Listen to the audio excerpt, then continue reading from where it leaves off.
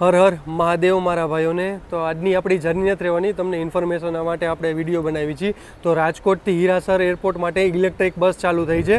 તો મેં ચાલો તમને એની થોડીક જાણકારી દઈ દઈએ. આપણે આ રીતનું ડ્રાઈવર કેબિન રહેવાનું છે. 2x2નું કોમ્બિનેશન મળી જશે.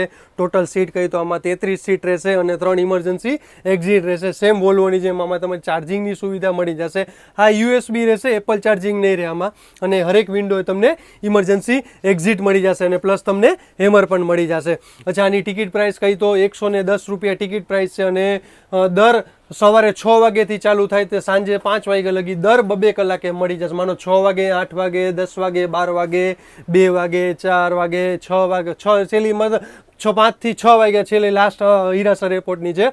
અને ઉપર તમને લગેજ કમ્પાર્ટમેન્ટ મળી જશે. હા, નીચે લગેજ કમ્પાર્ટમેન્ટ નહીં મળે એટલા માટે કે નીચે તો એ લોકોની બેટરી આવે છે અને તમારે ટોટલ 3 કેમેરા મળી જશે. એક આગળ મળી જશે, એક લાસ્ટ સીટમાં મળી જશે અને એક પાછળ એટલે કે બેક સાઈડમાં. તો એ ડ્રાઈવર માટે છે.